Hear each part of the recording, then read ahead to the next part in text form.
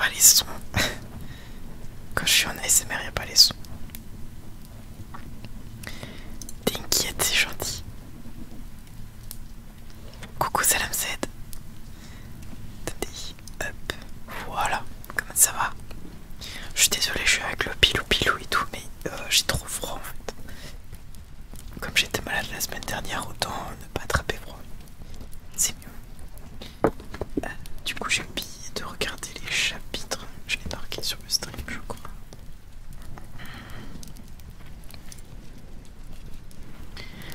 Bon, comment vous allez bien? Ouais, c'est 18.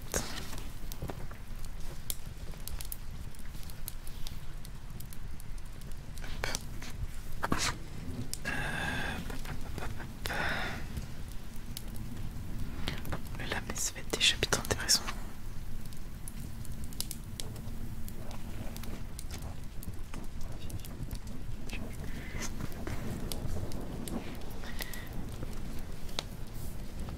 Comment ça, Nastream? Ah oui, merci. J'ai complètement zappé.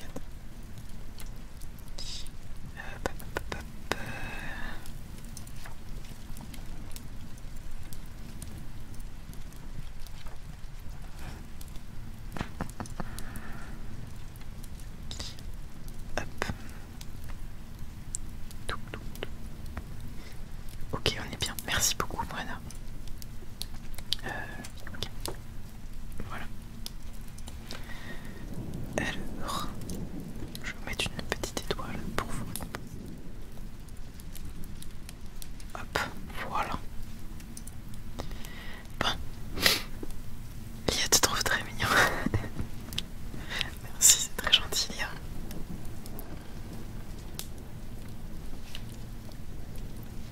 Bon, allez.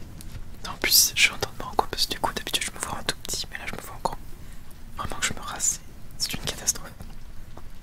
Mais bon, j'ai full la flemme en ce moment. J'ai juste coupé mes cheveux, c'était quand? C'était hier, je crois. J'ai tout rasé. Tout rasé. J'ai coupé court ce que je rase, quoi, mais voilà.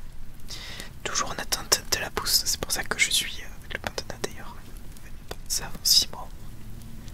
Et encore, on verra bien. Du coup, et on s'était arrêté un chapitre de merde, j'allais dire, mais non, mais encore il s'est passé des dingueries. Ils ont été voir Mathilda Tour de Sac, et ça s'est très mal fini puisqu'il s'avérait que c'était Nagini, et suite à ça, la baguette de Harry s'est cassée, donc vraiment, et Ron est parti en plus. Vraiment, full la merde. Je savais que t'aimerais bien les petites étoiles, ça me cède. Je m'en doutais. Mais c'est bien, avec Etrimavada on peut s'amuser, c'est cool. Je sais plus ce qu'il y a d'autre. C'est quoi? Cadeau. Je sais pas ce que c'est.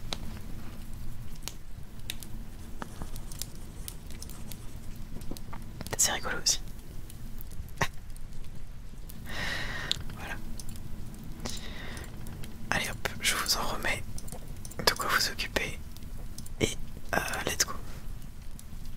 Du coup voilà, Ron est parti. La baguette de Harry est cassée. Il n'y a rien qui va. C'est chapitre 18. Vie et mensonges d'Albus Dumbledore. Là on va avoir du croustillant. Le soleil se levait. Le vaste espace incolore et immaculé du ciel s'étendait au-dessus de lui, indifférent à son existence, à ses souffrances. Harry s'assit à l'entrée de la tente et respira une longue bouffée d'air pur. Être simplement vivant et voir le soleil apparaître au-dessus d'une colline scintillante de neige aurait dû représenter pour lui le trésor le plus précieux au monde. Pourtant, il ne pouvait apprécier le spectacle. Ses sens étaient émoussés par la catastrophe que constituait la perte de sa baguette. Il contempla une vallée tapissée de neige, de lointaines cloches d'église carillonnant dans le silence étincelant. Sans s'en rendre compte, il enfonçait les doigts dans ses bras comme s'il s'efforçait de résister à une douleur physique. Il avait versé son sang plus souvent qu'il n'aurait su le dire. Un jour, il avait perdu tous les os de son avant-bras droit. Ce voyage lui avait déjà valu des cicatrices sur la poitrine et sur l'avant-bras, qui s'ajoutaient à celles de sa main et de son front, Mais jamais encore, jusqu'à cet instant, il ne s'était trouvé si incapablement affaibli, vulnérable et nu, comme si l'essentiel de son pouvoir magique lui avait été arraché. Il savait ce que dirait Hermione s'il lui en parlait. La baguette ne vaut pas le sorcier qui s'en sert, mais elle aurait tort. Son cas était différent. Il ne l'avait jamais sentie pivoter toute seule dans sa main, comme l'aiguille d'une boussole, ni vu projeter des flammes d'or vers son ennemi. Il avait perdu la protection des plumes de phénix jumelles, et c'était seulement au moment où elle n'était plus là qu'il se rendait compte à quel point il s'était toujours fié à sa baguette. Et il sortit de sa poche ses morceaux brisés, et sans les regarder, les rangea dans la bourse de Hagrid, accrochée à son cou. La bourse était à présent trop pleine d'objets inutiles ou cassés pour en contenir davantage. Les mains de Harry effleurèrent le vieux vif d'or à travers la peau de Mock, et pendant un instant, il dut combattre la tentation de le ressortir et de le jeter. Il était impénétrable, inefficace, sans aucun usage, comme tout ce que Dumbledore lui avait laissé. Sa fureur contre celui-ci le submergea à nouveau, comme une coulée de lave, le brûlant de l'intérieur, balayant tout autre sentiment. En désespoir de cause, il avait fini par se dire que les réponses à leurs questions se trouveraient à Godric's Hollow, et était convaincu qu'il devait s'y rendre, que c'était une étape d'un chemin secret tracé pour eux par Dumbledore. Mais il n'existait ni carte ni plan. Dumbledore les avait laissés tâtonner dans le noir, se débattre avec des horreurs sans nom, inimaginables. Rien ne leur avait été donné gratuitement. Ils n'avaient toujours pas l'épée, et à présent, Harry n'avait même plus de baguette magique. En plus, il avait laissé derrière lui la photo du voleur, et Voldemort, désormais, n'aurait aucun mal à découvrir qui il était. Voldemort disposait maintenant de toutes les informations. Harry. Hermione semblait craindre qu'il ne lui jette un sort avec sa propre baguette. Le visage ruisselant de larmes, elle s'accroupit auprès de lui, deux tasses de thé tremblantes dans ses mains. Coincée sous son bras, elle portait un objet volumineux. « Merci, dit-il en prenant l'une des tasses. « Ça ne t'ennuie pas que je te parle ?»« Non, répondit-il, soucieux de ne pas la blesser. « Harry, tu voulais savoir qui était l'homme sur la photo. Eh bien, j'ai le livre. » Timidement, elle lui posa sur les genoux un exemplaire flambant neuf de Vie et mensonges d'Albus Dumbledore. Où? Comment? Il était dans le salon de Bathilda, sur un meuble. Il y avait ce mot qui dépassait de la couverture. Hermione lut à voix haute les quelques lignes tracées d'une écriture pointue d'un verre acide. Cher Patty, merci de votre aide. Voici un exemplaire du livre. J'espère qu'il vous plaira. Tout ce que j'ai cité, vous l'avez dit, même si vous ne vous en souvenez pas. Rita. Je pense qu'il a dû arriver pendant que la vraie Bathilda était encore vivante. Mais peut-être n'était-elle pas en état de le lire. Non, sans doute pas. Harry regarda le visage de Dumbledore et éprouva une joie sauvage. Que Dumbledore l'ait voulu ou non, il allait savoir à présent tout ce qu'il n'avait pas jugé bon de lui révéler. « Tu es toujours très en colère contre moi, n'est-ce pas ?» demanda Hermione. Il leva la tête de nouveau et vit de nouvelles larmes couler de ses yeux. Sa colère devait être visible sur son visage. « Non, » dit-il à voix basse. « Non, Hermione, je sais que c'était un accident. Tu essayais de nous sortir de là vivre. Et tu as été extraordinaire. Sans ton aide, je serais mort à l'heure qu'il est. » Il essaya de lui rendre son sourire larmoyant, puis reporta son attention sur le livre. Le dos de sa couverture était raide. De toute évidence, il n'avait jamais été ouvert. Il feuilleta les pages, cherchant les photos. Presque tout de suite, il trouva celle qui l'intéressait, le jeune, le jeune Dumbledore et son séduisant compagnon, riant de bon cœur à une plaisanterie depuis longtemps oubliée. Harry lut la légende. Albus Dumbledore, à la mort de sa mère, en compagnie de son ami Gellert Grindelwald. À la lecture de ce mot, Harry resta un long moment bouche bée. Grindelwald, son ami Grindelwald. Et il jeta d'un regard en biais à Hermione, qui contemplait son nom comme si elle n'en croyait pas ses yeux. Lentement, elle leva la tête vers lui. Grindelwald. Ignorant les autres photos, Harry chercha dans les pages voisines les endroits où ce nom fatal réapparaissait. Il le découvrit bientôt et lut avidement le passage, mais il se sentit un peu perdu. Il fallait revenir plus loin en arrière pour comprendre. Il finit par se retrouver au début d'un chapitre intitulé « Le plus grand bien ». Hermione et lui lurent ensemble.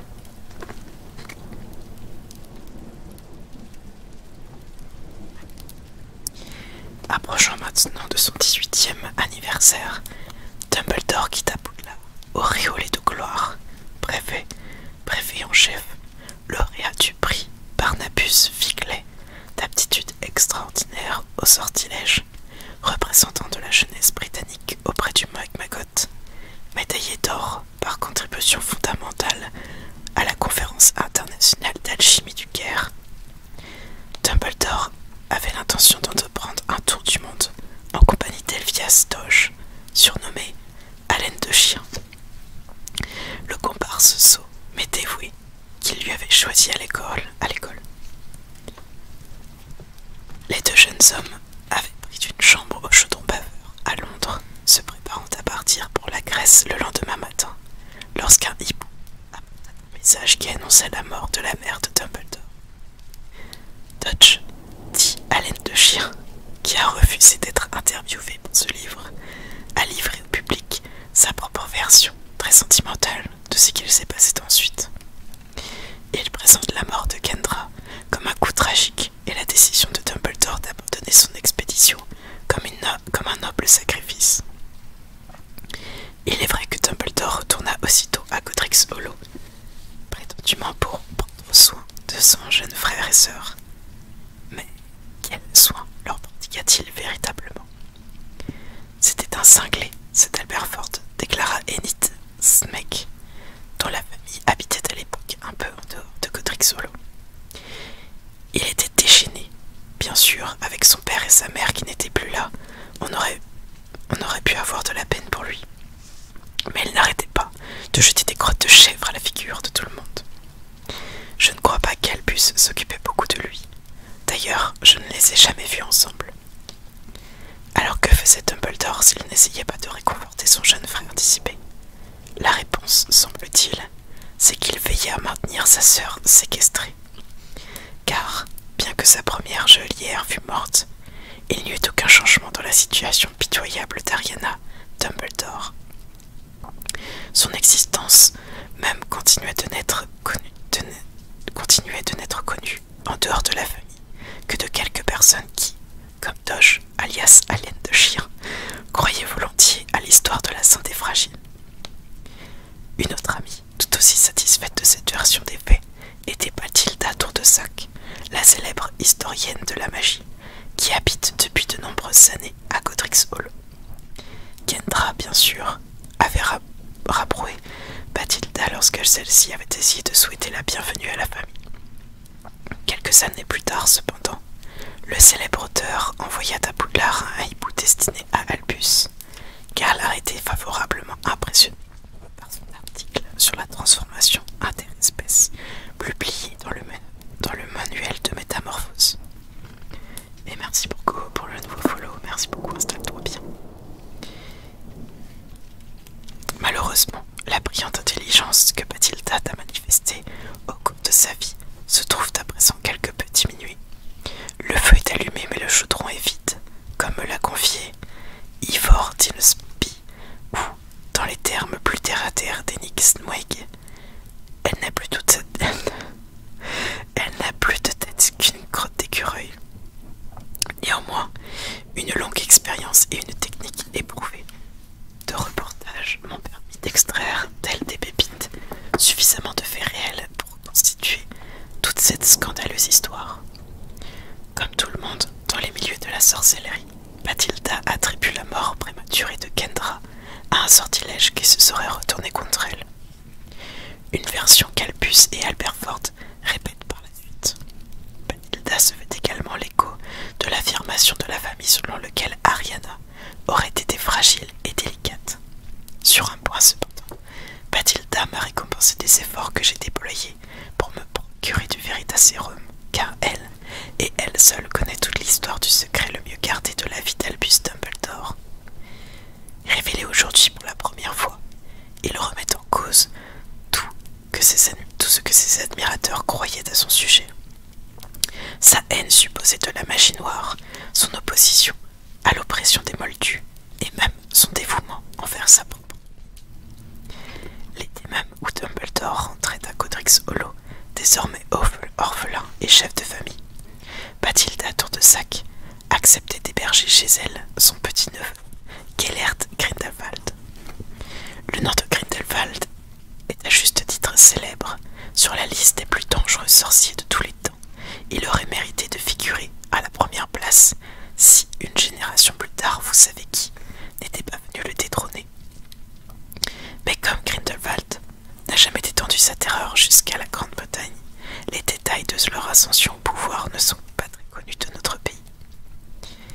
L'élève de Durmstrang, où il était déjà réputé pour sa regrettable tolérance de la magie noire, Grindelwald se montrait aussi précocement brillant que Dumbledore. Mais, au lieu de mettre à profit ses talents pour obtenir prix et récompenses, Gellert Grindelwald se consacra à d'autres ambitions. Lorsqu'il eut atteint l'âge de 16 ans, les autorités de Durmstrang elles-mêmes estimèrent qu'elle ne pouvait plus fermer les yeux sur les expériences douteuses, et il fut renvoyé de l'école. Jusqu'à maintenant, tout ce que l'on savait sur ce Grindelwald avait fait par la suite, c'était qu'il avait voyagé à l'étranger pendant quelques mois. On peut aujourd'hui révéler que Grindelwald avait décidé de se rendre chez sa grande-tante à Godric's Hollow, et que, une fois là-bas, si choquant que cela puisse paraître à certains, il noua une amitié étroite avec Albus Dumbledore. Il me semblait un charmant garçon, bredouille Mathilda, quoi qu'il ait fait par la suite. Bien entendu, je l'ai présenté à ce pauvre Albus qui n'avait pas beaucoup d'amis de son âge. Les deux garçons ont tout de suite sympathisé. On ne saurait en douter. Mathilda me montre en effet une lettre qu'elle a gardée, envoyée par Albus Dumbledore à Gellert Grindelwald en plein milieu de la nuit. Oui, après qu'ils eurent passé toute la journée à discuter, vous pensez, deux jeunes gens si brillants, et ils s'entendaient comme chaudron en foire. J'entendais parfois un hibou tapoter à la fenêtre de la chambre de Gellert pour lui apporter une lettre d'Albus. Il venait d'avoir une idée et voulait en faire part immédiatement à Gellert. Coucou Galou, comment tu vas? Comment s'est passé ton stream tout à l'heure? Ça s'est bien fini. Et quelles idées, si choquantes qu'elles puissent paraître aux fans d'Albus Dumbledore, voici les pensées qu'avait leur héros à 17 ans, telles qu'il les exposait à son meilleur ami de fraîche date. Une reproduction de la lettre originale se trouve en page 460. Gellert, ce que tu disais sur le fait de la domination des sorciers s'exerce pour le propre bien des Moldus. Voilà le sujet crucial. Oui, un pouvoir nous a été accordé, et oui, ce pouvoir nous donne le droit de gouverner. Mais il nous donne également des responsabilités à l'égard des gouvernés. Nous devons insister sur ce point, car il sera la première pierre sur laquelle nous pourrons bâtir tout le reste. Chaque fois que nous serons en désaccord, comme cela arrivera sûrement, cette notion fondamentale devra représenter la base de toutes nos discussions. Nous prenons le pouvoir pour le plus grand bien. Il en découle que lorsque nous heurtons à une résistance, nous ne devons utiliser que la force nécessaire, et pas plus. Ce fut ton erreur à Durmstrang, mais je ne m'en plains pas, car si tu n'avais pas été renvoyé, nous ne serions jamais rencontrés. Albus. Ok, pas de soucis, profite bien, Gallo, repose-toi. Quelle que soit la stupéfaction, la consternation qu'elle puisse provoquer chez de ses nombreux admirateurs, cette lettre n'en apporte pas moins la preuve qu'Albus Dumbledore a autrefois rêvé de mettre à bas le code du secret magique et d'établir la domination des sorciers sur les Moldus. Quel coup pour ceux qui ont toujours présenté Dumbledore comme le plus grand défenseur des nés Moldus. Combien Grenou semble à présent toutes ces discussions sur les droits des Moldus, et à la lumière de ce document accablant. Combien méprisable nous apparaît Albus Dumbledore, occupé à manigancier son ascension au pouvoir, alors qu'il aurait dû pleurer la mort de sa mère et prendre soin de sa petite sœur. Ceux qui sont décidés à maintenir Dumbledore sur son piédestal clapiront sans aucun doute que, après tout, il n'a jamais mis ses projets à exécution, qu'il a dû changer de conviction, qu'il est revenu à la raison. Mais la vérité semble encore plus scandaleuse.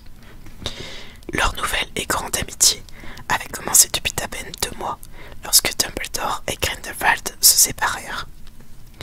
Ils ne devaient plus se revoir jusqu'au jour où ils se retrouvèrent pour leur duel légendaire. Pour plus de détails, voir chapitre 22. Quelle a été la cause de cette rupture brutale? Dumbledore était-il revenu à de meilleurs sentiments? Avait-il dit à Grindelwald qu'il ne voulait plus avoir aucune part dans ses projets? Hélas, non. Je crois que c'est la mort de la petite Ariana qui a tout déclenché, déclare Bathilda. Ce fut un horrible choc. Gellert se trouvait dans leur maison quand c'est arrivé. Il est revenu chez moi dans tous ses états.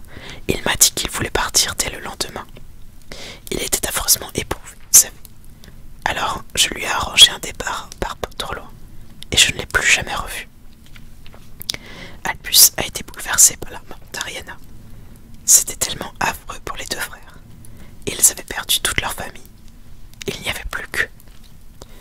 Pas étonnant qu'ils aient eu les nerfs à vif. Alberfort rejetait la responsabilité sur Albus, comprenez-vous, comme c'est souvent le cas dans d'aussi terribles circonstances.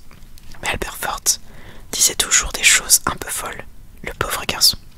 Enfin, quand même, casser le nez d'Albus pendant l'enterrement, ce n'était pas très convenable. Kendra aurait été anéantie si elle avait vu ses 2 fils se battre comme ça sur le corps de sa fille. Dommage que Gellert n'ait pas pu rester pour l'enterrement. Au moins, cela aurait été réconfortant pour Albus.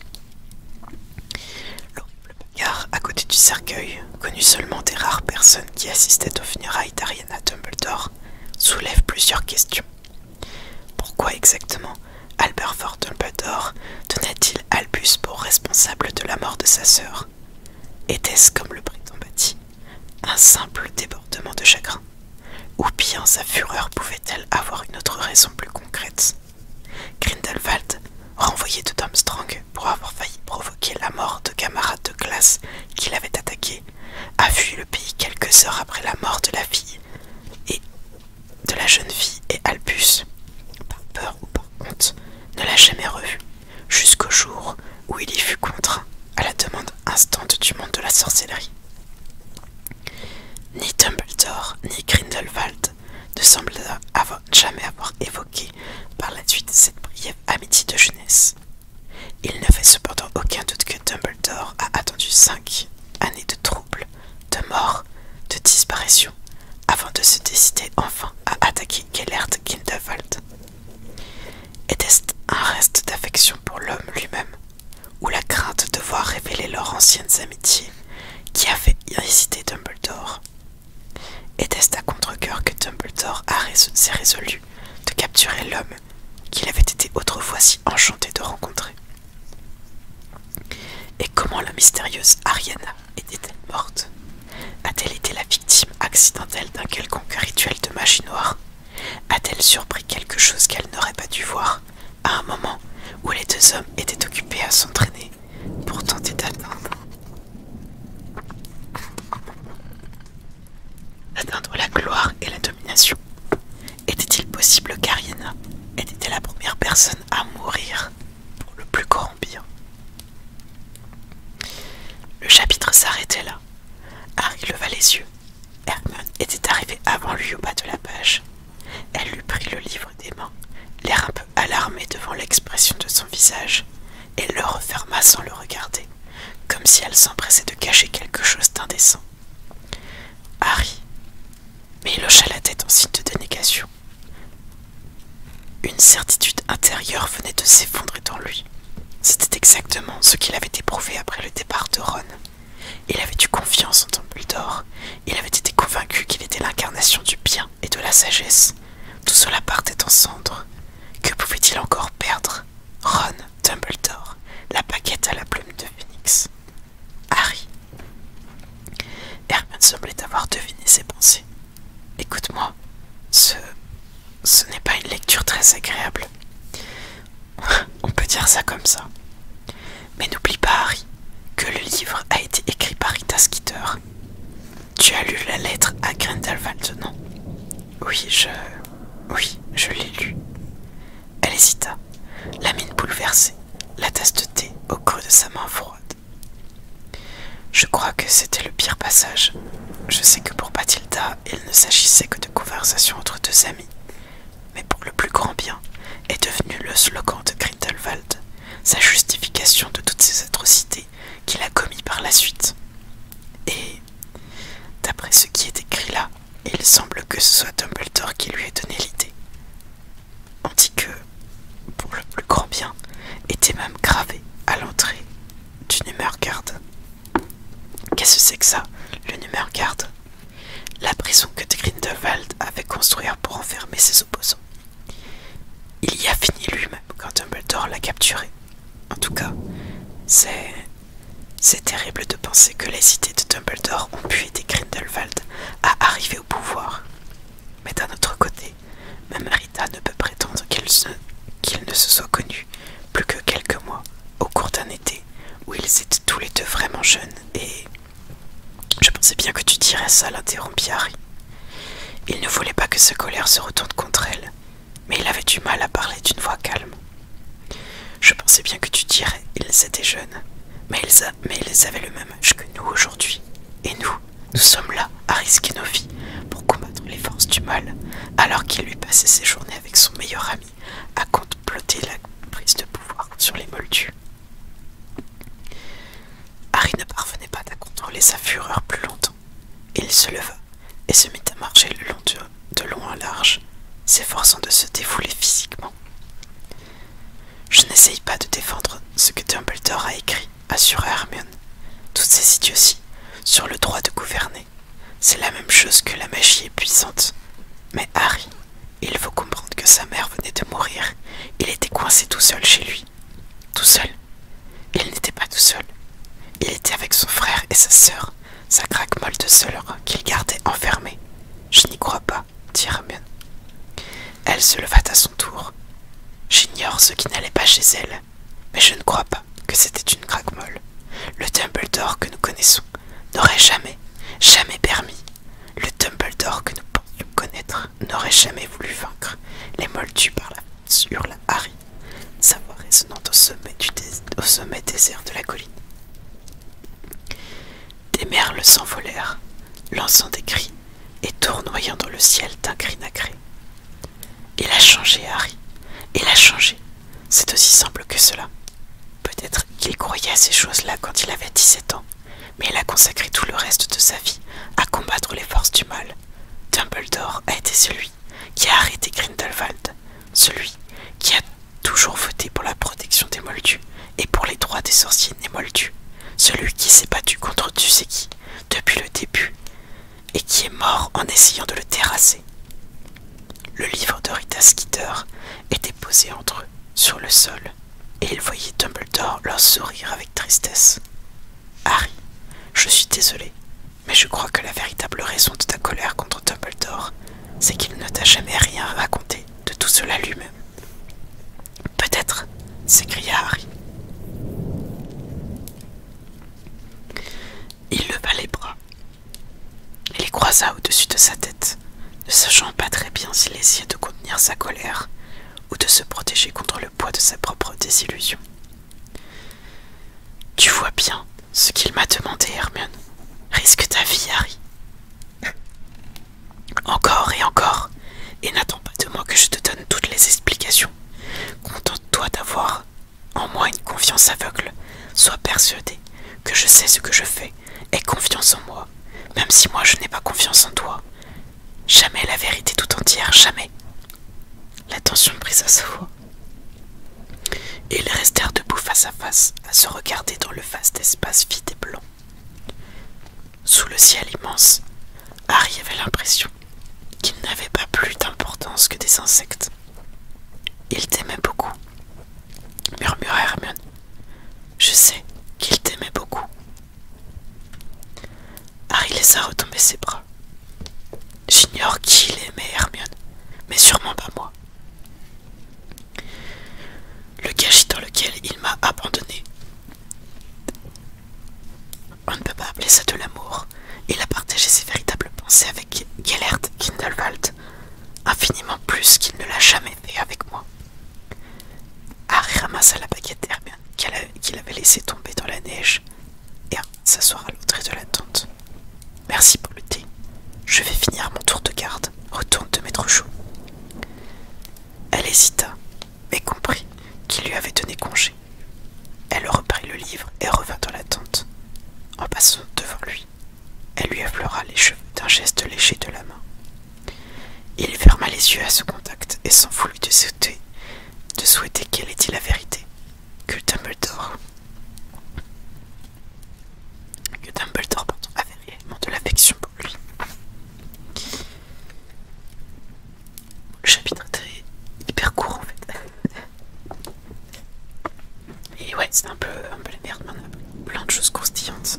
Je m'en souviens quand j'ai lu pour la première fois ce chapitre-là, c'était dingue parce que c'était plein de révélations de fou. Et ça mettait beaucoup de doutes sur Dumbledore et en même temps c'était Rita qui l'avait écrit. Enfin, c'était un cri ce chapitre. Bon allez. Chapitre 19. La biche argentée.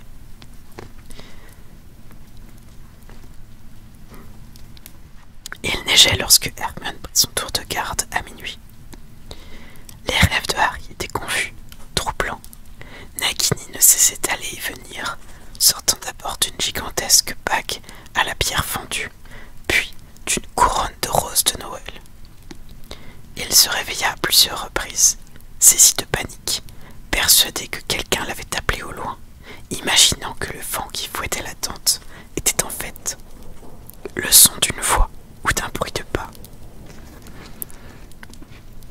Il finit par se lever dans l'obscurité et rejoignit Hermione qui s'était pelletonnée à l'entrée de la tente et lisait l'histoire de la magie à la lumière de sa baguette.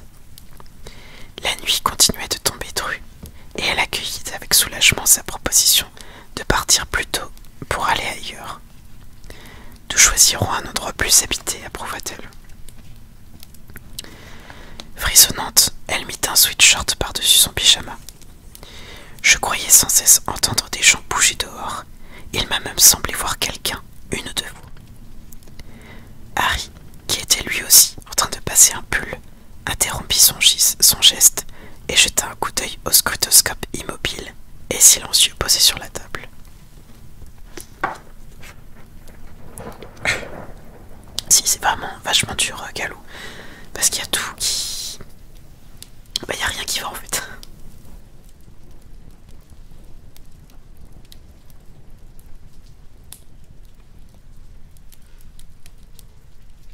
Parce qu'ils sont vraiment dans la merde. Il y a Ron qui est parti, il y a sa baguette qui est cassée. Et là, il y a tout qui s'effondre pour lui, c'est vraiment pas facile.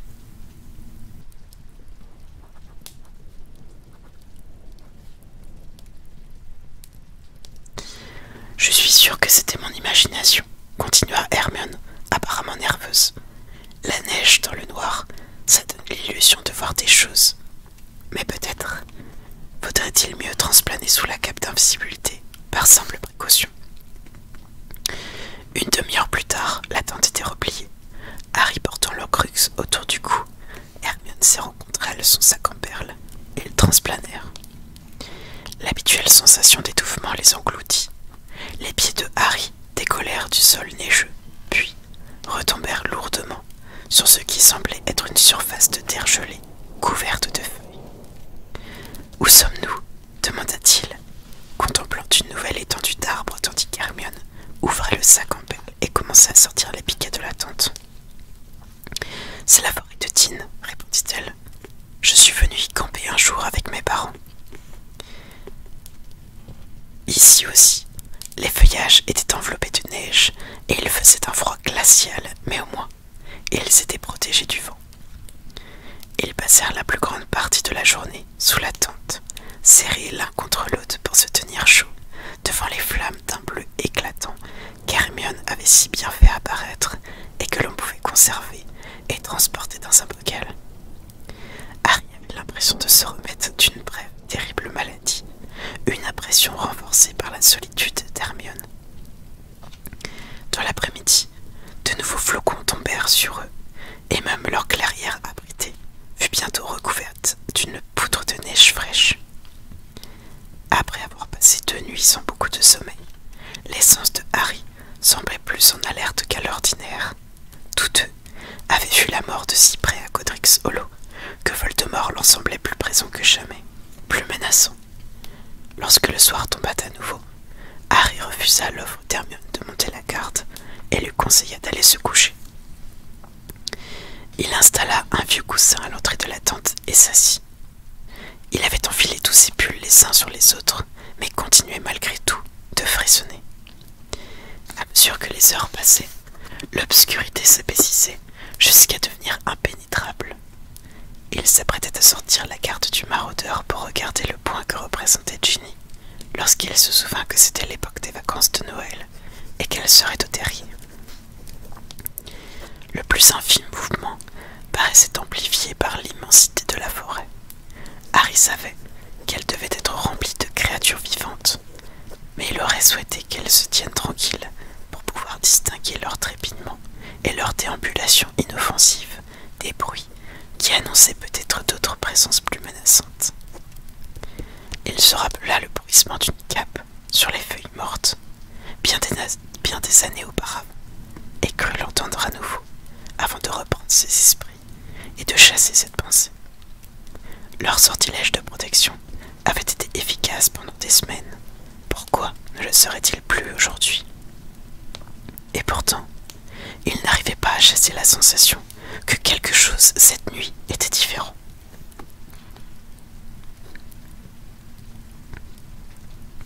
À plusieurs reprises, il sursauta. Le coup douloureux, car il était tombé endormi, son corps s'affaissant dans une position inconfortable contre un côté de la tente. La nuit noire satinée était devenue si épaisse qu'il avait l'impression d'être suspendu dans les limbes, entre le départ et l'arrivée d'un transplanage. Il avait levé une main devant ses yeux pour voir s'il parviendrait à distinguer ses doigts lorsque le phénomène se produisit. Une lumière brillante et argentée apparut un peu plus loin, se déplaçant parmi les arbres. Il ignorait d'où elle venait, mais elle avançait sans bruit et semblait dériver vers lui. Il se leva d'un bond, la voix coincée au fond de sa gorge, et brandit la baguette d'Hermione. Il plissa les yeux lorsque la lumière devint aveuglante, la silhouette noire des arbres se découpant devant elle. La chose continuait d'approcher. Il vit alors surgir de derrière un chêne la source de cette lumière. C'était une biche argentée, presque blanche, d'une clarté lunaire éblouissante. Elle s'avança prudemment, toujours silencieuse, sans laisser de trace sur la fine couche de neige poudreuse. Elle se dirigeait vers lui, dressant haut sa belle tête aux longs cils. Harry observa la créature, émerveillé non pas par son étrangeté, mais par son inexplicable familiarité. Il avait le sentiment d'avoir attendu sa venue, mais de l'avoir oublié jusqu'à cet instant où ils pouvaient enfin se rencontrer. La première et forte impulsion, qui l'avait tout d'abord incité à appeler Hermione, avait à présent disparu. Il savait, et l'on aurait mis sa tête à couper, qu'elle était venue pour lui et pour lui seul. Pendant un long moment, ils s'observèrent, puis la biche fit volte-face et s'éloigna. « Non, dit-il, sa voix devenue rauque à force de ne plus parler. Reviens. Mais la biche poursuivit délibérément son chemin parmi les arbres, et bientôt, son éclat fut séparé par ses pétrons noirs. Pendant une seconde de flottement, il hésita. La prudence murmurait. Ce pourrait être une ruse, un leurre, un piège. Mais son instinct irrésistible lui assurait qu'il ne s'agissait pas de magie noire, et il s'élança derrière elle. La neige crissait sous les pieds de Harry, mais la biche, elle, ne produisait aucun bruit en se faufilant parmi les arbres, car elle était uniquement constituée de lumière. Elle l'entraîna de plus en plus profondément dans la forêt, et Harry accéléra le pas, certain que lorsqu'elle s'arrêterait, elle le laisserait approcher. Il lui parlerait alors, et la voix qui émanerait d'elle lui dirait ce qu'il avait besoin de savoir. Enfin, la biche s'immobilisa. Elle tourna une fois de plus vers lui sa tête magnifique, et il courut dans sa direction, brûlant de lui poser une question. Mais au moment où il ouvrit la bouche, elle disparut. Bien que l'obscurité l'ait engloutie tout entière, son image scintillante restait imprimée sur sa rétine. Elle masquait sa vision, et sa clarté s'intensifia lorsqu'il baissa les paupières, lui faisant perdre ses repères. La peur le gagnait maintenant. La présence de la biche avait signifié pour lui la sécurité. « Lumos !» murmura-t-il, et l'extrémité de la baguette s'alluma. L'image de la biche s'effaçait peu à peu à chaque battement de paupières, tandis qu'il demeurait immobile à écouter les bruits de la forêt, le craquement lointain de brindilles, le léger chuintement de la neige. Allait-il être attaqué? La biche l'avait-elle attiré dans un piège? Était-ce seulement son imagination qui lui suggérait que quelqu'un se tenait à l'affût, l'observant par-delà le rayon de lumière? Il leva plus haut sa baguette. Personne ne se précipita sur lui. Aucun éclair de lumière verte ne jaillit de derrière un arbre. Pourquoi, dans ce cas, la biche l'avait-elle amené jusqu'ici? Quelque chose brilla alors, et Harry se tourna aussitôt. Mais il ne vit qu'une petite mare gelée, sa surface noire et craquante, chatoyante sous ses yeux, lorsqu'il tendit la baguette pour l'examiner. Il s'avança avec précaution et regarda de plus près.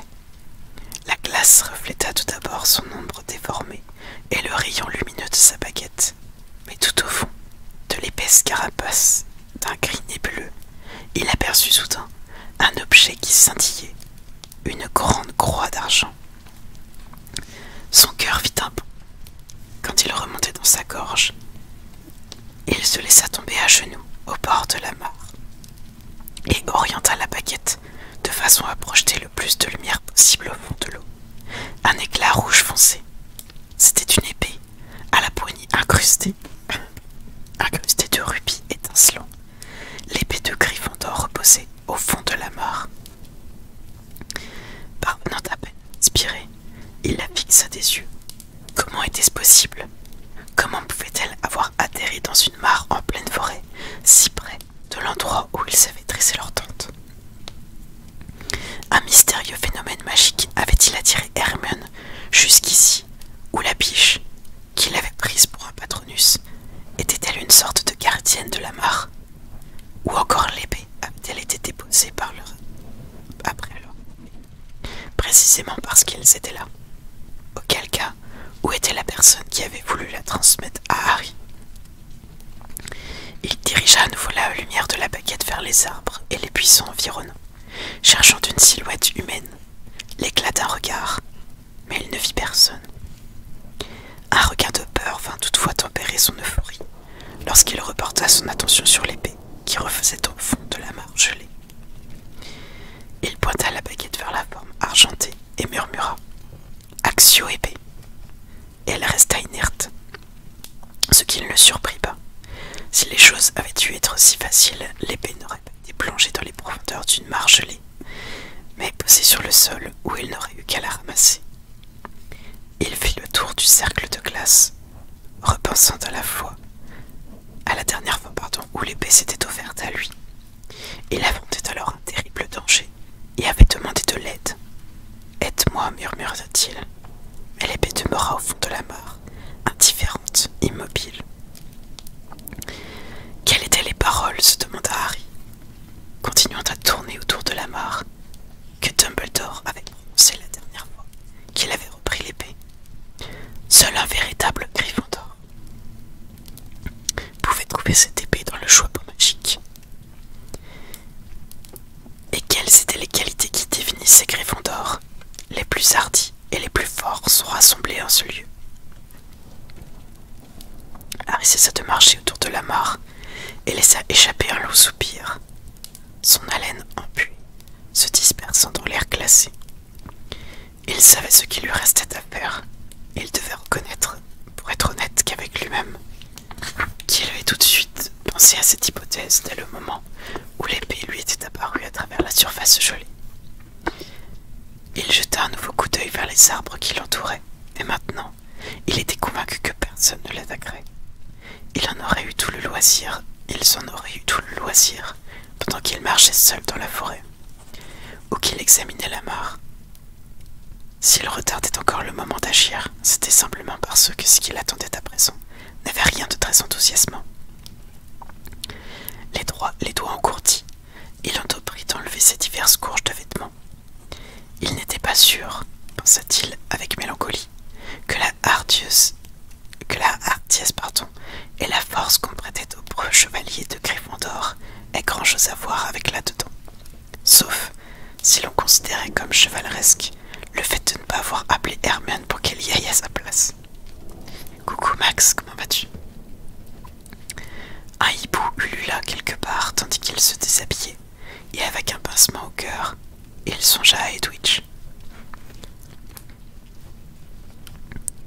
Il frissonnait à présent, ses dents claquant horriblement, mais il continua de se déshabiller jusqu'à ce qu'il se retrouve en caleçon et pieds nus dans la neige. Il posa sur ses vêtements entassés la bourse que contenait sa baguette cassée, la lettre de sa mère, le fragment du miroir de Sirius et le vieux vif d'or. Puis pointa vers la glace la baguette d'Hermione. Diffindo. Bah écoute, ça va tranquillement, Max. Un craquement retentit dans le silence, semblable à la détonation d'une balle de fusil. La surface de la mare se brisa, et des morceaux de glace sombres se baladèrent sous l'eau clapotante. Autant que Harry pouvait en juger, la mare n'était pas très profonde, mais pour aller chercher l'épée, il devait quand même s'immerger complètement. Réfléchir plus longtemps à la tâche qui l'attendait ne la rendrait pas plus facile et ne réchaufferait pas la température de l'eau. Il s'avança donc jusqu'au bord et posa par terre la baguette d'Hermione, toujours allumée. Puis, essayant de ne pas imaginer le froid encore plus glacé qui l'attendait, ou les tremblements qui allaient bientôt le secouer de la tête aux pieds, il sauta dans la mare. Ce fut comme si tous les pores de sa peau s'étaient mis à protester à grands cris. L'air même que contenaient ses poumons paraissait l'avoir gelé lorsque l'eau glacée lui arrivait aux épaules. Il pouvait à peine inspirer, parcouru de tremblements si violents qu'il projetait des vaguelettes par-dessus le bord de la mare. Il chargea à tâtons de ses pieds engourdis la lame de l'épée. Il ne voulait plonger d'au fond qu'une seule fois.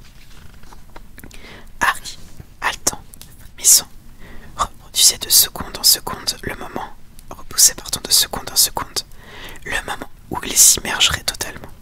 Enfin, il se persuada qu'il ne pouvait plus reculer, et rassemblant tout son courage, il plongea. Le froid se transforma en douleur, l'attaqua comme un feu. Son cerveau lui-même semblait avoir gelé, tandis qu'il s'enfonçait dans l'eau sombre et tendait la main vers le fond, à la recherche de l'épée. Ses doigts se refermèrent autour de la poignée, qu'il tira vers lui. Quelque chose alors lui enserra étroitement le cou. Il pensa à des herbes aquatiques, bien qu'il n'eût rien senti contre sa peau lorsqu'il avait plongé. Il leva sa main pour se libérer, mais ce n'était pas une herbe. La chaîne de l'Horcrux s'était contractée autour de sa gorge et l'étranglait lentement. surface, mais il ne parvient qu'à se propulser contre la paroi rocheuse de la mare. Se débattant, suffocant, il attrapa la chaîne à tâtons, ses doigts gelés, incapables de la desserrer. De petites lumières jaillissaient à présent dans sa tête, et il sombra. Il n'y avait plus rien à faire. Il ne pouvait plus rien tenter. Et les bras qu'il sentit se refermer autour de sa poitrine étaient sûrement ceux de la mort.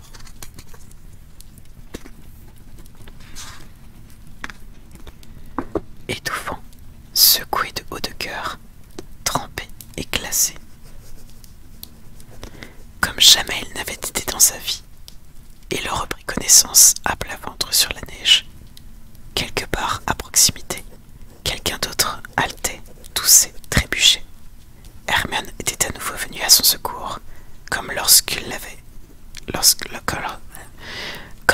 le serpent l'avait attaqué. Pourtant, il n'avait pas l'impression que c'était elle, à en juger par la toux caverneuse et à la lourdeur de ses pas.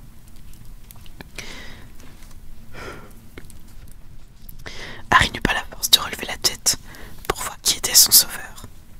Il put simplement porter une main tremblante à son cou et sentit l'endroit où la chaîne du médaillon s'était profondément enfoncée dans sa chair. L'Horcrux n'était plus là. Quelqu'un l'en avait libéré. Il entendit alors au-dessus de sa tête une voix pantelante. « T'es dingue ou quoi ?»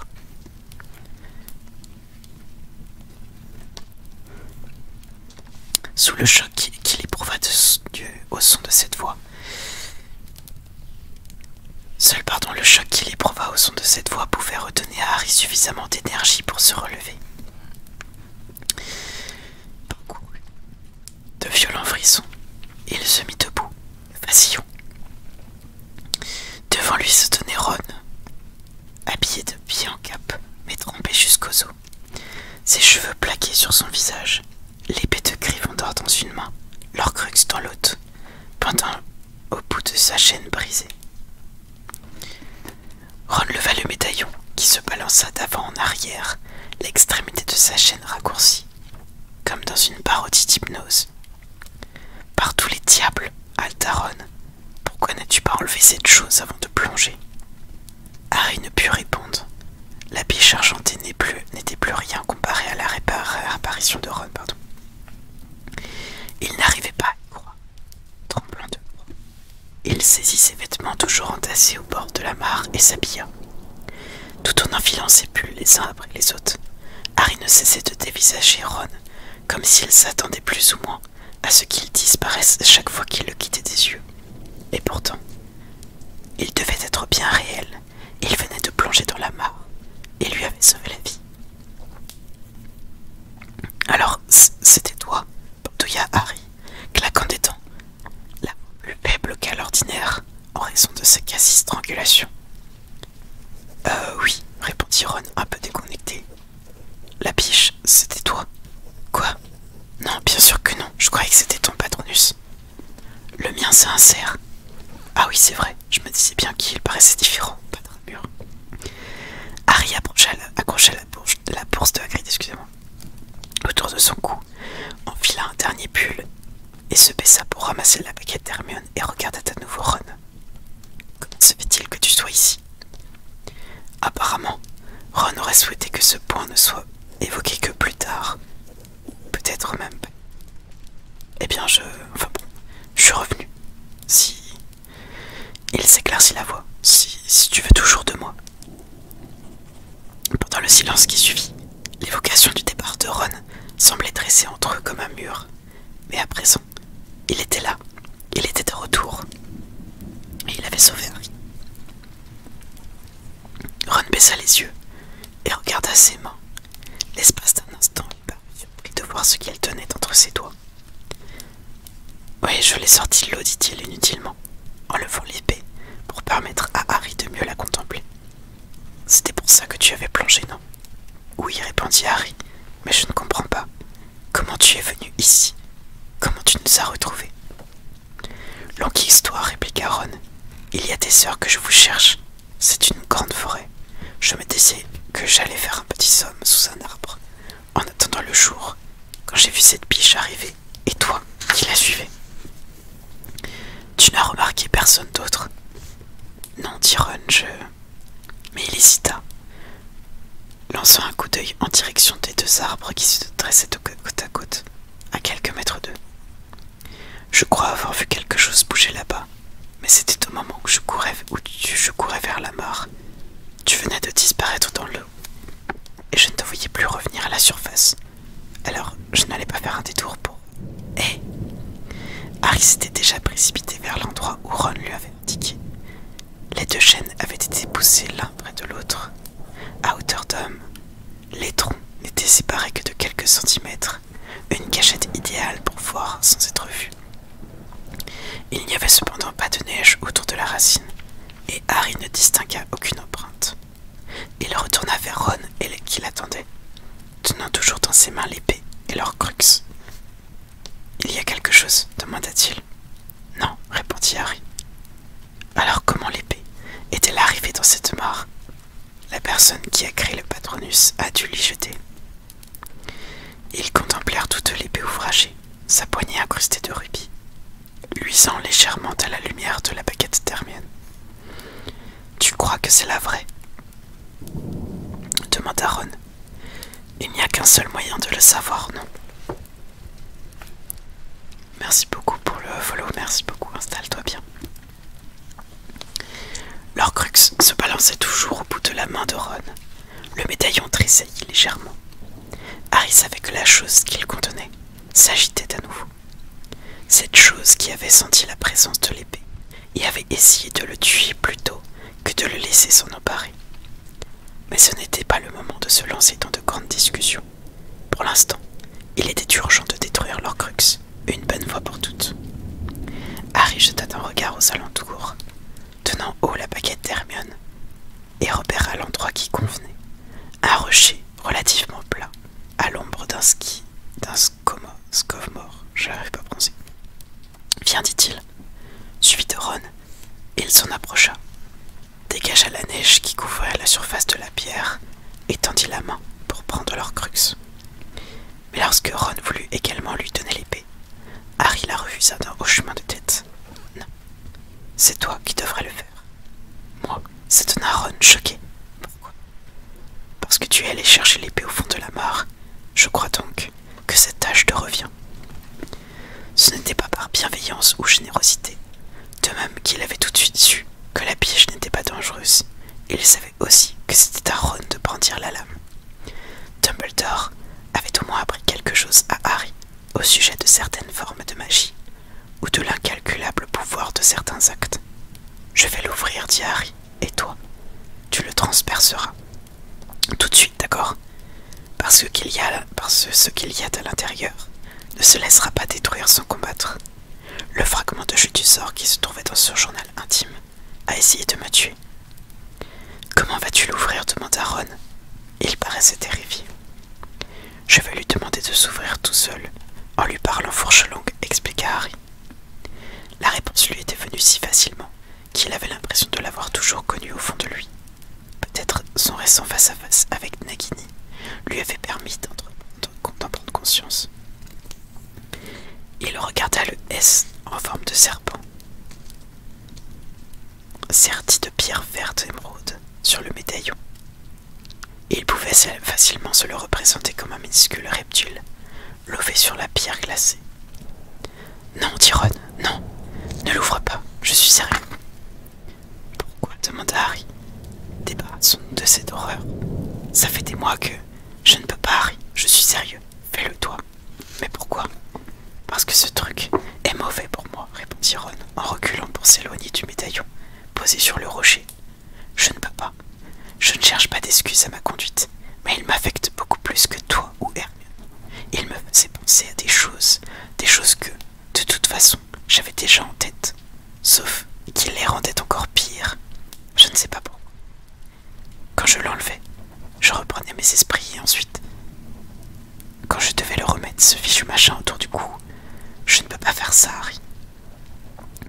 Il s'était écarté du rocher, hochant la tête, l'épée traînant à son côté. Tu peux y arriver, insista Harry. Tu le peux. C'est toi qui as l'épée. C'est à toi qu'il revient de t'en servir, je le sais. s'il te plaît, débarrasse-nous de ça, Ron. Entendre prononcer son nom sembla agir comme un stimulant. Ron déglutit, puis, respirant toujours profondément, il revint près du rocher. Dis-moi quand, demanda-t-il d'une voix rauque. À 3, répondit Harry. Harry tourna son regard vers le médaillon, plissant les yeux, se concentrant sur la lettre S, imaginant un serpent, tandis qu'il entendait quelque chose se remettre à l'intérieur, comme un cafard pris au piège.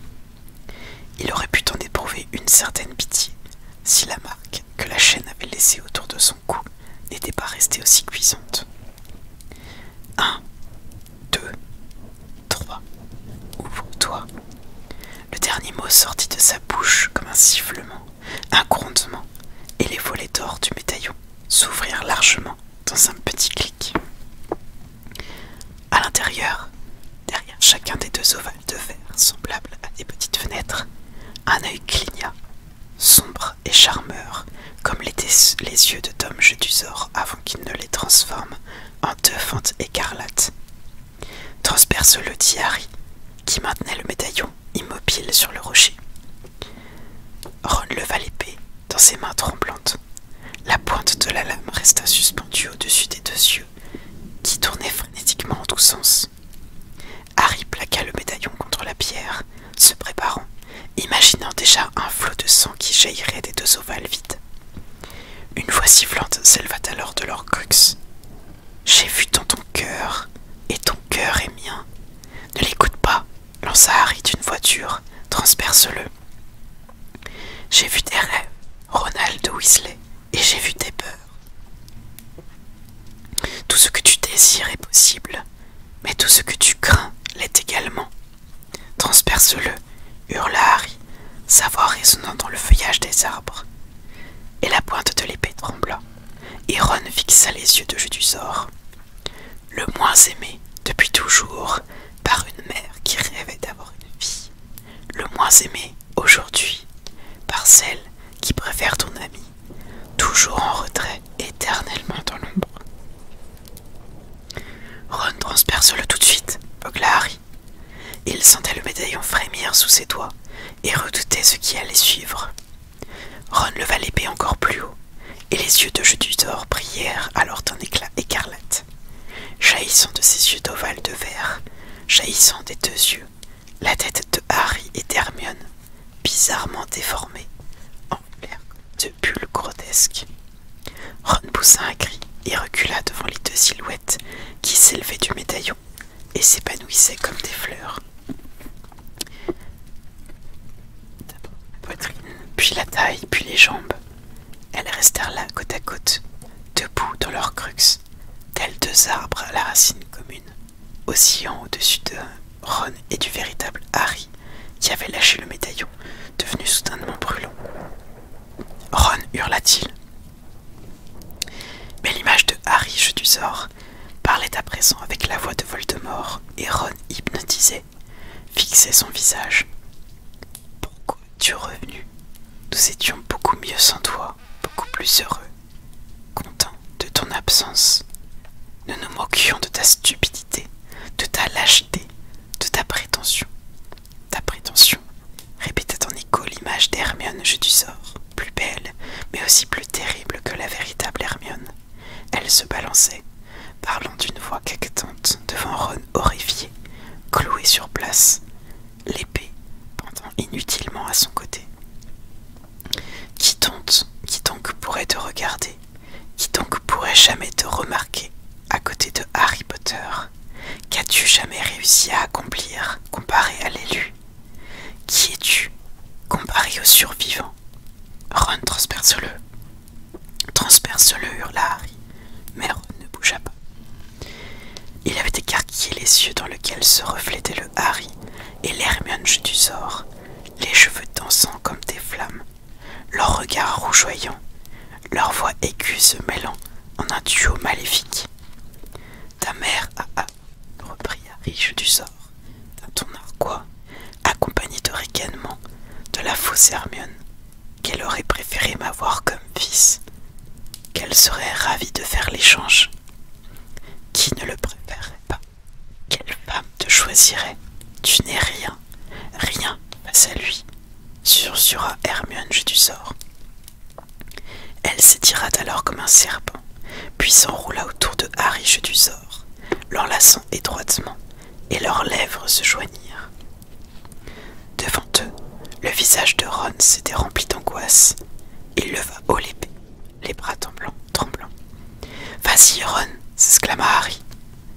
Ron se tourna vers lui, et Harry reflet écarlate dans ses yeux. Ron. La lame de l'épée étincelant et s'abattit. Harry se jeta de côté. Un fracas métallique retentit, suivi d'un grand cri qui se prolongea. Il vit volte-face, glissant sur la neige, sa baguette prête, mais il n'y avait plus rien à combattre. Les doubles monstrueux de lui-même et d'Hermione avaient disparu. Il n'y avait plus que Ron, debout, tenant mollement l'épée dans sa main, les yeux fixés sur les restes du brisé du médaillon. Pas de soucis, bonne soirée à vous. T'inquiète. Bonne soirée à vous, Mona. Des bisous.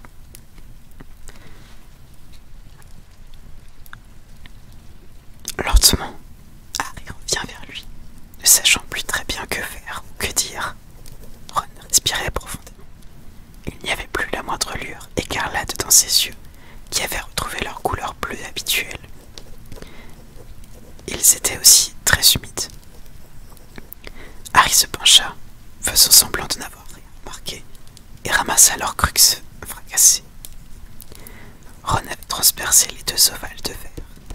Les yeux de jeu du sort avaient disparu, et la soie tachée qui recouvrait le fond du médaillon fumait légèrement. La chose qui vivait dans leur crux s'était évanouie. Tourmenté, Ron avait constitué son dernier acte.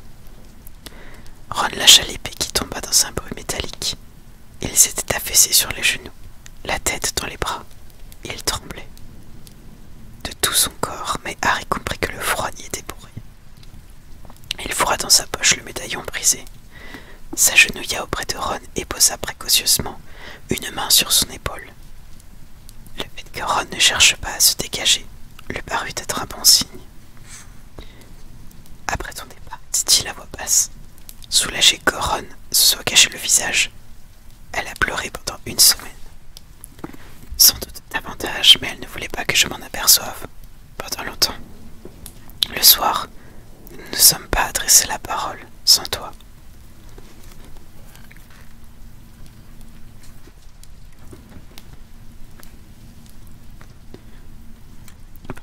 Il ne put achever sa phrase. C'était seulement maintenant que le retour de Ron, que Harry réalisa pleinement ce que lui avait coûté son absence.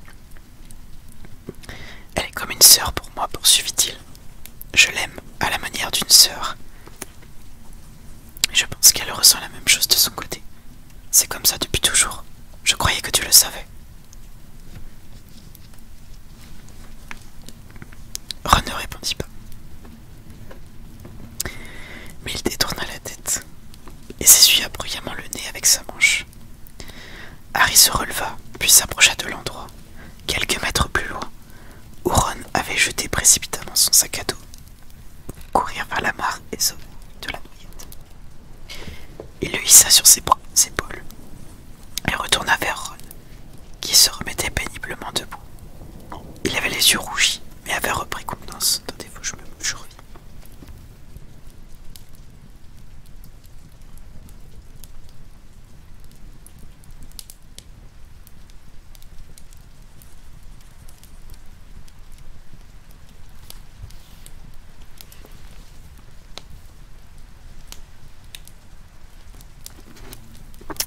Je suis désolé, dit-il d'une voix sourde. Je suis désolé d'être parti. Je sais que je me suis conduit comme un... Il scruta l'obscurité comme s'il espérait qu'un mot suffisamment fort allait fondre sur lui et s'imposer d'office. On ne peut dire que tu t'es rattrapé cette nuit, assura Harry. Aller chercher l'épée, détruire leur crux, me sauver la vie. Tu m'as fait apparaître plus cool que je ne le suis, marmonna Ron.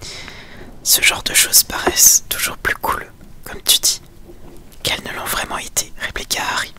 C'est ce que j'ai essayé de te faire comprendre pendant des années.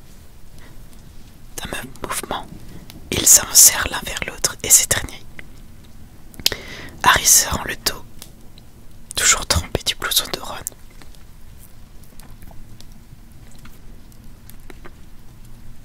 Maintenant, dit Harry, après qu'ils eurent relâché leur...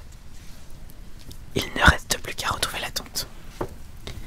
Mais ce ne fut pas si difficile qu'il aurait pu le croire, alors que la marche à travers la forêt dans le sillage de la biche lui avait semblé longue.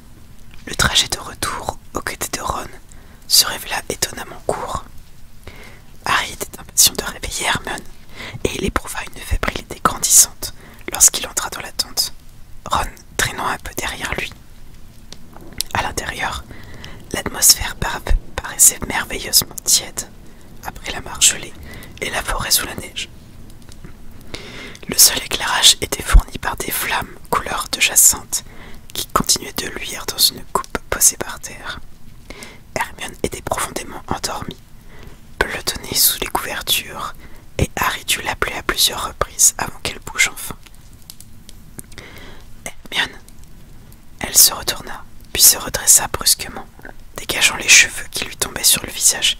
« Qu'est-ce qu'il y a, Harry? Ça va? »« Tout va bien, mieux que bien. Je suis en pleine forme. Nous avons de la visite. »« Qu'est-ce que tu veux dire, qui ?» Elle vit Ron, qui se tenait devant elle, l'épée à la main, ses vêtements ruisselants sur le tapis usé. Harry recula dans un coin sombre, fit glisser de ses épaules le sac de Ron et essaya de se fondre dans la toile de la tente. Hermione sortit de son lit et s'avança comme un somnambule en direction de Ron, le regard fixé sur son visage blafard. Elle s'arrêta juste devant lui, les lèvres légèrement entr'ouvertes, les yeux écarquillés. Ron lui adressa un pâle sourire plein d'espoir et leva à demi les bras. Mais Hermione se précipita soudain sur lui et martela à coups de poing chaque centimètre carré de son corps, partout où elle bougeait. Aïe, oui, arrête. Qu'est-ce que Hermione, oui. Ronald Weasley, espèce de crétin. Elle ponctuait chaque mot d'un nouveau coup.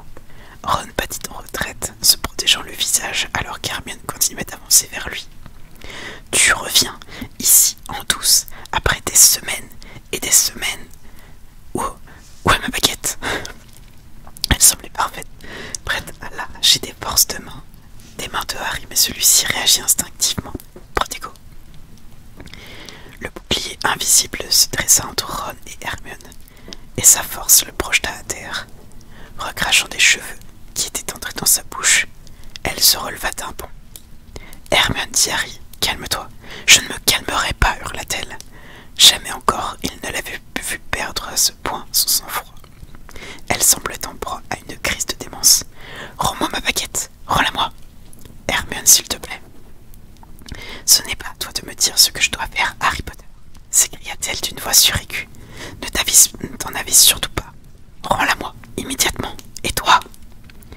Elle pointa sur Ron un doigt accusateur. C'était comme une malédiction, et Harry ne fut pas étonné de voir Ron reculer de plusieurs pas. J'ai couru après toi. Je t'ai appelé, je t'ai supplié de revenir. Je sais, dit Ron. Je suis désolé, vraiment désolé. Ah, tu es désolé. Elle éclata de rire, d'un rire aigu, incontrôlable. Ron se tourna vers Harry en quête de secours, mais celui-ci répondit par une grimace impuissante. Tu reviens après des semaines, et tu penses que cela suffira de dire désolé pour que tout s'arrange. Qu'est-ce que tu veux que je te dise d'autre? S'écria Ron.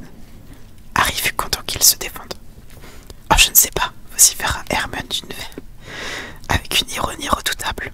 Creuse-toi la cervelle, ce qui devrait te prendre un peu plus de 2 ou 3 secondes.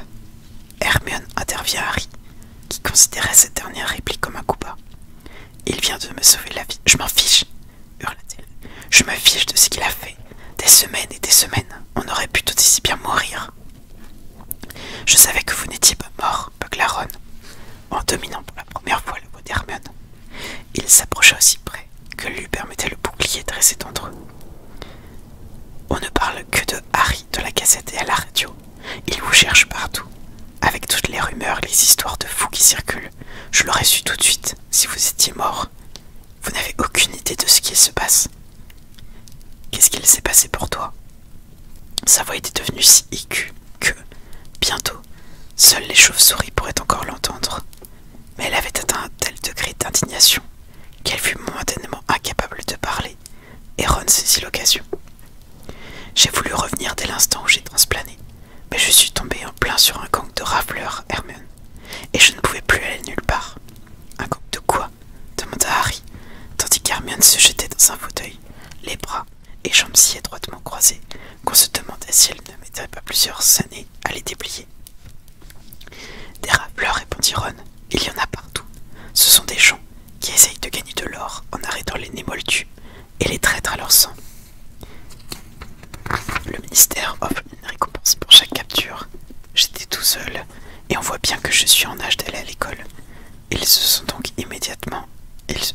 excités en pensant que j'étais peut-être un émoldu en fuite.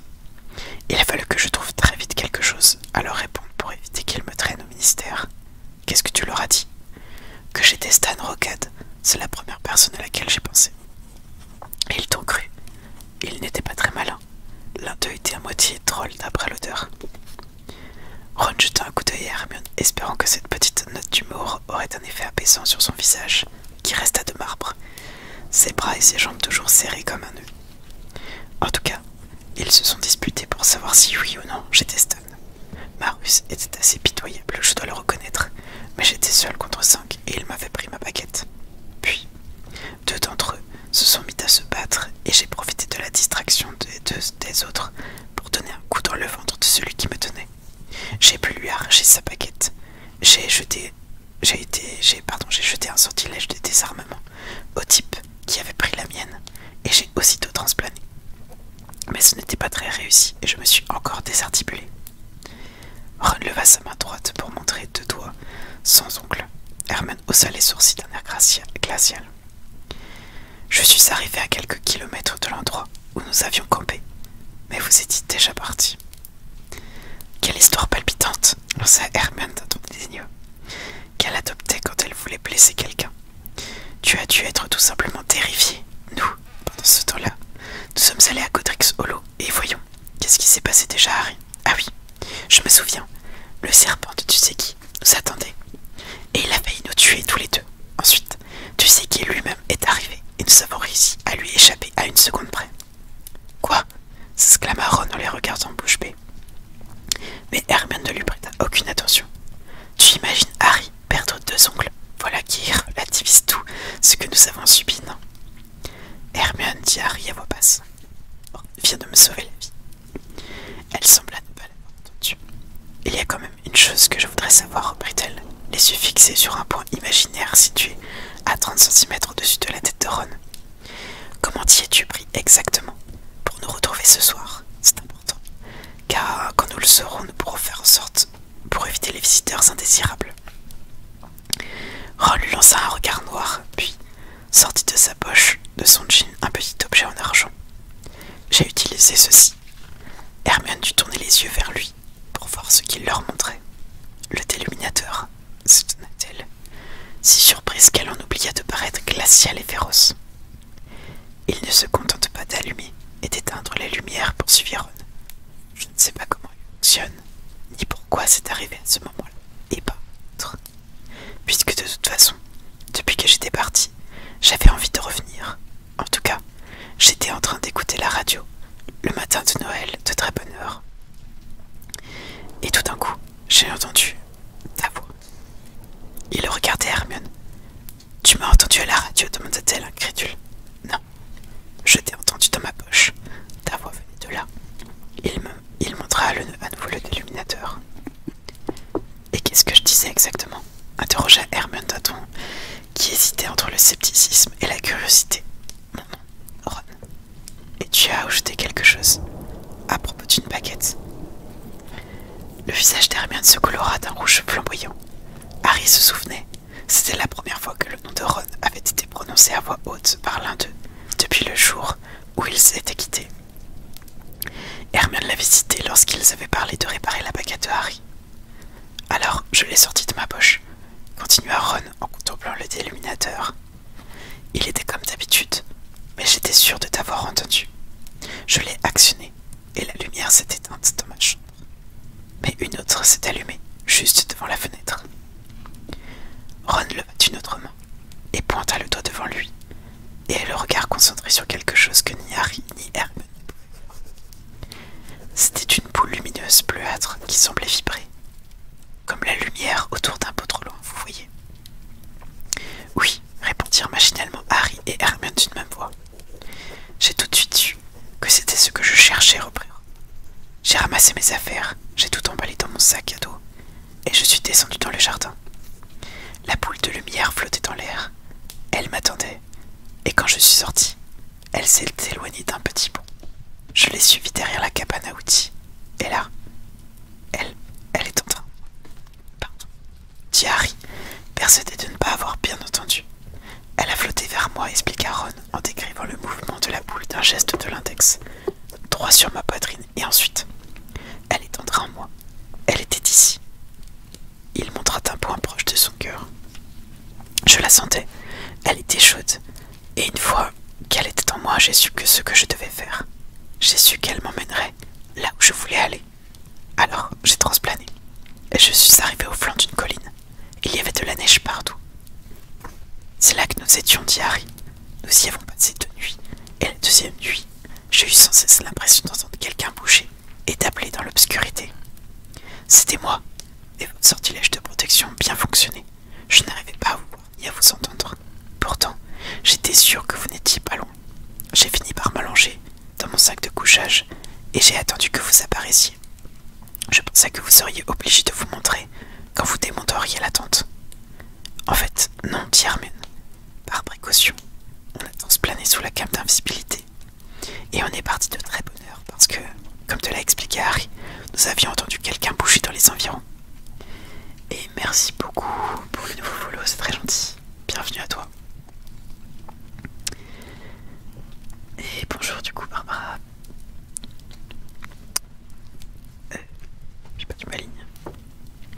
En tout cas, je suis resté toute la journée sur cette colline, reprit Ron.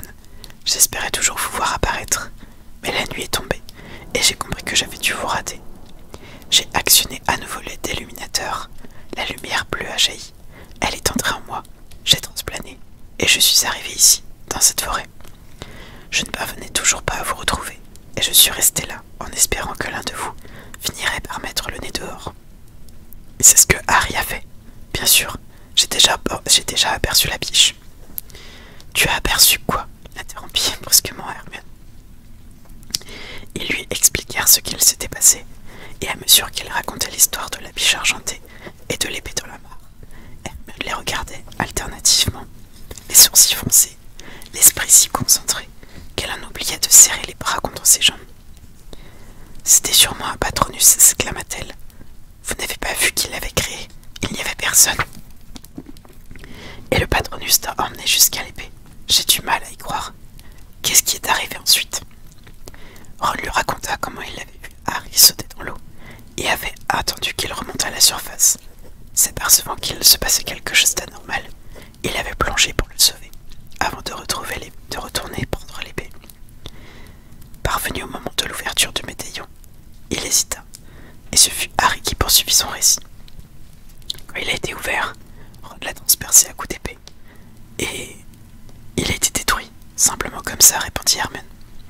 Oh, il a crié, dit Harry, en jetant un vague coup d'œil à Ron. Tiens. Il lança le médaillon sur les genoux d'Hermione, qui le prit avec des gestes précautionneux et examina les ovales de verre fracassés. Estimant qu'il pouvait à présent le faire sans danger, Harry annula le charme du bouclier et agita la baguette d'Hermione en se tournant vers Ron. Tu n'as pas dit que tu avais échappé aux rafleurs en emportant une de leurs baguettes? Quoi? Répondit Harry, qui avait cessé de regarder Hermione qu'elle étudiait le médaillon. Ah, oui. Il détacha une boucle de son sac et sortit d'une poche latérale une petite baguette de bois sombre. La voilà. Je me suis dit que c'était toujours utile d'en avoir une en réserve. Et tu avais raison, assura Harry en tendant la main. La mienne est cassée. Tu plaisantes, s'exclama Ron, Mais au même moment, Hermione se leva et il parut à nouveau inquiet. Elle allongea alors Cox terrassé dans le sac en paix, puis remonta la couchette supérieure d'une paire de lits superposés et s'allongea sans ajouter un mot. Ron donna la nouvelle baguette. Finalement, ça ne s'est pas trop mal passé. Tu ne pouvais pas espérer mieux, murmura Harry. C'est vrai, répondit Ron. Ça aurait pu être pire. Tu te souviens, quand elle m'a jeté des oiseaux à la tête? Elle n'est pas totalement exclue. Il n'est pas totalement exclu que je recommence, répliqua la voix étouffée d'Hermione sous ses couvertures. Et Harry vit Ron esquisser un sourire, tandis qu'elle sortait de son sac à dos son pyjama violet. Et voilà des jeux. Et franchement, c'était trop bien les 2 chapitres qu'on a lus ce soir, c'était bien sympa. La suite sera normalement mardi. J'ai regardé les horaires que je faisais au travail et c'est ok, je pourrais streamer donc mardi. La suite, le chapitre sera Xenophilius Lovegood, si je dis pas de la merde. Et puis voilà. Et ben merci en tout cas d'avoir suivi, merci d'avoir été nombreux, merci pour les vidéos. Et voilà, tout plein de merci à vous. J'espère que vous ferez un gros dodo. Et puis bah voilà. Sur ce, je vous fais plein de bisous. Et surtout dormez bien.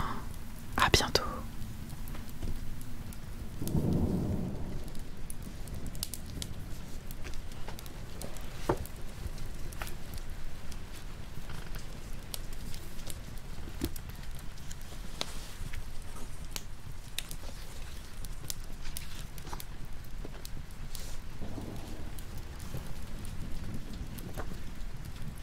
Merci beaucoup, c'est gentil. Je t'ai remis des petites étoiles, ça la me si tu veux.